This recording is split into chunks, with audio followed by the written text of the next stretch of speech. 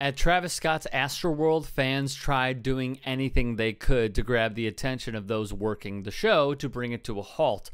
Seen here are two fans pleading with a main stage cameraman to stop the show. Another angle shows the woman hopping up where the cameraman is located. This was an effort by many, yet the show continued into the night. One video shows the founder of Astroworld and performer from Houston, Texas, Travis Scott, looking over what appears to be a lifeless body. The show continued on. When there were reports of people dying at the festival, an ambulance tried making its way in. Festival goers hopped on it, crowded it, and danced on top of it. People tried escaping. They tried signaling to anyone they could. The videos show just how scary it was. People are trampled, they're losing air, folks were crushed. They went to a concert to have a good time. And yet many lost their lives that day. Did you say something to security at that point, Joe? Whole section screaming, help, help, and nobody was doing nothing. They, like I said, for whatever reason, they didn't want to help.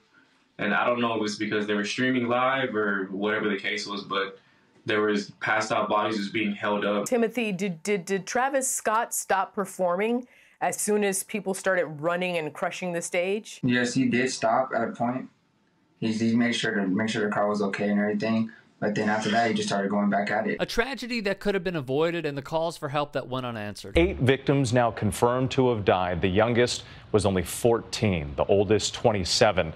Dozens of others were rushed to the hospital. According to the Houston Chronicle, Scott, who performed at NRG Park in his home city, continued playing after journalists found folks began collapsing at 9:39 p.m. Although the show's performer agreed to stop the performance, the artist appeared to complete his set, finishing at 10:15, 36 minutes after the disaster was already apparent. Analysis by the Post also suggested that the concert continued for about an hour after audience members first appeared to be in distress. One question surrounding the tragedy was whether the officials could have stopped the show sooner. Houston PD, in their own words, said that doing so would have had its own perils, including inciting a riot. Another moment saw Scott noticing a golf cart with flashing lights in the crowd. He asked the audience to raise their middle fingers if they are okay. They do. He then asked for 2 hands in the sky. I want to make this MFing ground shake, he said. One festival goer named Billy, who traveled from Indianapolis, said about 15 minutes into Scott's set, things got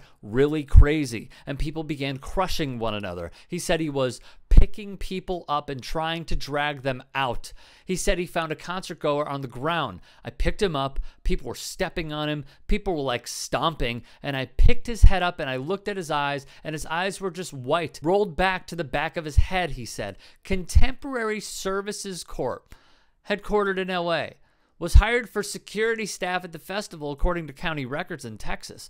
Reps for the company, which advertises online as being recognized worldwide as the pioneer, expert, and only employee-owned company in crowd management, did not immediately respond to requests for comment. Per Billboard, Astroworld attendee Manuel Souza filed a lawsuit against Scott, as well as organizers Scoremore and Live Nation, over the deadly festival. The lawsuit called the incident a predictable and preventable tragedy. The lawsuit claims the disaster was the direct result of a motivation for profit at the expense of concert goers' health and safety and the encouragement of violence. One of the narratives was that some individual was injecting other people with drugs.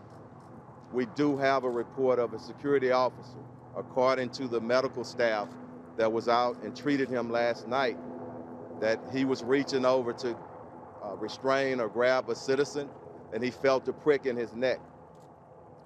When he was examined, he went unconscious. They administered Narcan.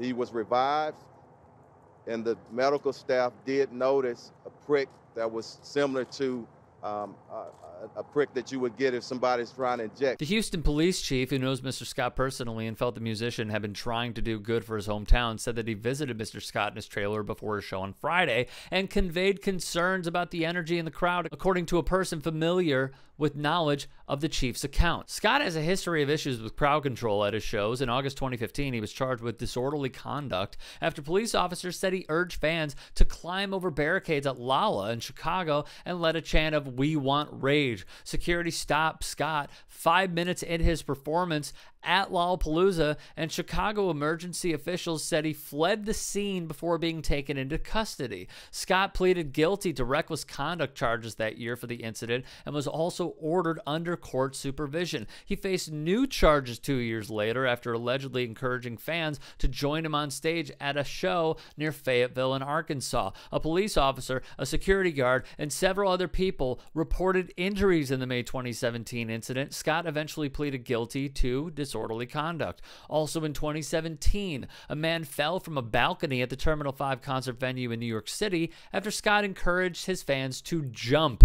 At one point, Scott assured someone that people in the mosh pit would catch them. "I see you, but are you going to do it?" Scott said, according to New York website Gothamist. "They're going to catch you. Don't be scared. Fall." The man who fell sued Scott, alleging a crowd pushed him off the balcony after the performer urged people to jump from the lower levels. As of this morning, Scott has said he will refund all tickets and canceled his performance at a festival called Day in Vegas.